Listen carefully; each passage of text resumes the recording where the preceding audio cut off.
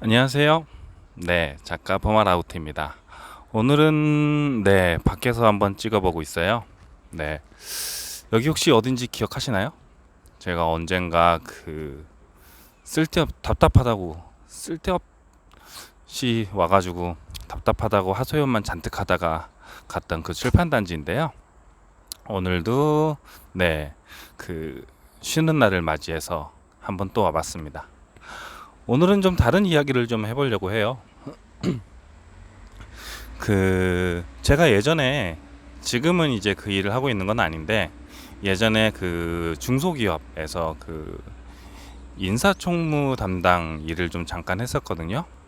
잠깐은 아니죠. 한 7년 정도 했으니까. 네, 잠깐은 아니고 그렇게 일을 했었는데, 그러면서 이제 중소기업에서 인사총무 담당자가 하는 일이 어마어마하게 종류가 많습니다. 뭐 중소기업에서 일하시는 분들은 뭐 대부분들이 다 마찬가지긴 하실 텐데요.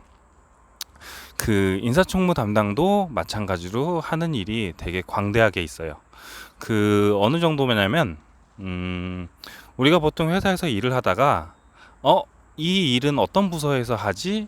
라고 생각을 했을 때 마땅히 떠오르지 않는 일 있죠. 그런 것들은 다 인사총무팀에서 한다고 보시면 되세요.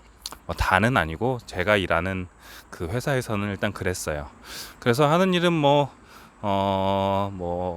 기본적인 뭐 화장실에 무슨 전등이 나간다거나 그러는 일부터 뭐 크게는 중요한 일로는 뭐 사람을 채용하는 일까지 했었는데, 그 중에 오늘은 그 사람을 채용하는 그 면접 때 있었던 일을 좀 팁을 공유를 좀 해드리려고 해요.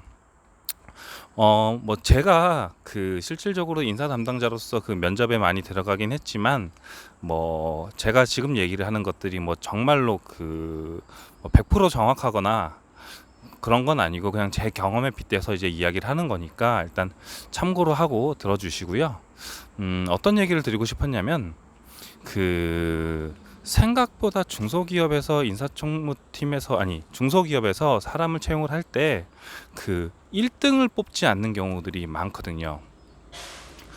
그렇기 때문에 혹시 중소기업에 취업하려고 지원하셨다가 떨어지셨던 경험이 있어서 좀 상처를 받으시는 분들이 계시다면, 그런 거에 대해서 좀 상처를 좀 안 받으셨으면 좋겠다라는 생각에 제가 이 영상을 남겨드리는 거거든요. 어, 그러니까 당연히 떨어질 정도로 이제 다른 분들에 비해서 경쟁력이 밀리시는 분들은 떨어지는 건 이제 당연하겠죠. 그거는 뭐 능력이 좋은 사람이 뽑히는 거는 당연한 거니까. 그런데 의외로 스펙이 좋고 그리고 능력이 월등하신 분인데 떨어지시는 경우들이 있어요. 그게 어떤 거냐면은, 제가 써놓은 글에 그 적합도라는 말로 표현을 했는데, 어, 그 글에 써 있는 말을 그대로 얘기를 하자면, 일자 드라이버가 필요한 곳에 그 아무리 뛰어난 재료로 만들었다고 하는 그 십자 드라이버가 오면은 당연히 사람은 일자 드라이버를 쓰겠죠. 그렇죠? 비록 뭐 일자 드라이버는 뭐 500원짜리고 십자 드라이버는 10만 원짜리라고 하더라도 그 일자 드라이버가 필요한 곳에는 당연히 일자 드라이버를 쓸 거 아니에요. 그러니까 그런 것처럼 중소기업에서 채용을 할 때도 그런 경우들이 많아요. 왜냐하면은 중소기업에서 줄 수 있는 그 일단 급여 수준이 있고, 그 다음에 그 뭐 업무 강도 같은 것들이 있어서 너무 스펙이 좋고, 그 다음에 그 희망 급여가 많을 것 같아서 조금 다니다가 퇴사를 할 것으로 예상이 되는 사람들은 일부러 안 뽑는 경우들도 제 경우에 있었어요. 그렇기 때문에 혹시나 떨어지신 분들, 내가 정말 스펙이 뛰어났는데 떨어지신 분들 있으면 혹시 그런 오해를 나는 전혀 그렇지 않은데 그런 오해 때문에 떨어질 수도 있었거든요. 그러니까 다음 면접을 보실 때는 약간 이제 그런 적인 부분에서도 좀 면접 때 어필을 하시면 좋은 그 결과가 있으실 수도 있어요. 실제로 어떤 경우가 있었냐면, 그 영어를 잘하는, 그러니까 영업팀에서 그 외국어 영업을 해야 되는 이제 직원을 뽑는데, 그 정말로 해외 유명한 그 미국에 있는 유명한 학교를 나와서 그 언어도 되게 유창하게 구사를 했어요. 그랬는데 이제 그리고 나서 이제 이런저런 면접 중간에 이제 뭐 이런저런 이제 대화를 이제 나누다 보니 이 사람이 이제 영어 성적도 그렇고 그다음에 본인이 가지고 있는 비전도 그렇고 우리 회사에 이제 입사를 하겠다라고는 했지만 정작 뽑아놓고 보면 뭐 한 달 정도 있다가 그만둘 것 같은 생각이 드는 거죠. 왜냐하면 우리 회사는 생각보다는 그러니까 영어가 중요하긴 한데 매일매일 영어를 쓰는 게 아니라 한 달에 두어 번 정도, 한 달에 한 일주일 정도만 영어를 사용을 하고 그 다음에 그 외의 날에는 좀 근무 시간이 좀 많이 탄력적인 건 아니고 조금 근무 시간이 좀 출퇴근이 길고 퇴근 시간이 길고 야근을 많이 해야 되는 상황인 거라 그분을 만약에 채용을 했다가 한 두 달, 석 달도 안 돼서 퇴사를 할 걸로 예상이 되어진다라는 사유로 능력은 좋았지만 뽑지 않았던 경우들이 있어요.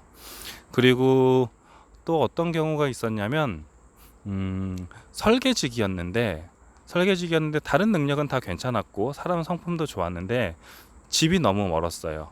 집이 너무 멀어서 만약에 기숙사에 들어오게 되면은 좋았겠는데 본인은 기숙사에는 안 들어오고 한 2시간 정도 되는 거리를 출퇴근하면서 다니겠다라고 얘기를 해서 어쩔 수 없이 떨어졌던 경우도 있었어요. 그게 왜 그러냐면 해당 설계실에서는 출퇴근이 퇴근 시간이 좀 길어지거든요. 보통 설계직 같은 경우는 야근이 많잖아요. 그래서 이전에 퇴사를 했던 사람이 그런 이유 때문에 너무 힘들어가지고 퇴사를 했어서 그 사람을 대체로 뽑는데 이번에 뽑고자 했던 사람도 그렇게 먼 거리에서 출퇴근을 하겠다라고 하니 그리고 회사가 늦게 퇴근하면은 차편이 없거든요. 개인 차량을 소지를 한 것도 아니고 대중교통으로 출퇴근을 해야 되니까 뭐 그런 이유 때문에 떨어뜨리는 경우도 있었어요.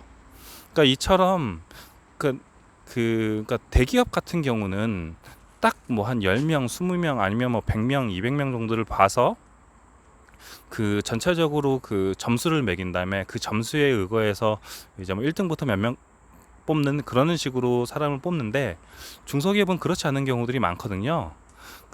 그때 수시 모집을 하고 그리고 그때 필요한 인원을 뽑는데 같은 능력이더라도 해당 부서에 지금 들어가서 근무를 해야 되는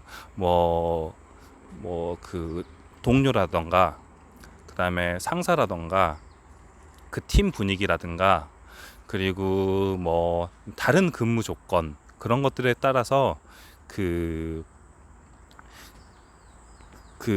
채용이 되고 채용이 안 되고가 결정이 될 확률도 있습니다. 그러니까 내가 정말 능력도 좋고 실력도 있고 나는 정말 인성도 괜찮고 면접도 되게 잘 본 것 같은데 나는 왜 떨어졌을까? 그런 거에 너무 상처받지 마시고 나랑 그냥 맞지 않았던 회사이거든요. 그러니까 면접을 봤던 그거를 잘 경험으로 쌓고 그 다음에 다른 곳에 잘 취업을 하시기를 바라겠습니다.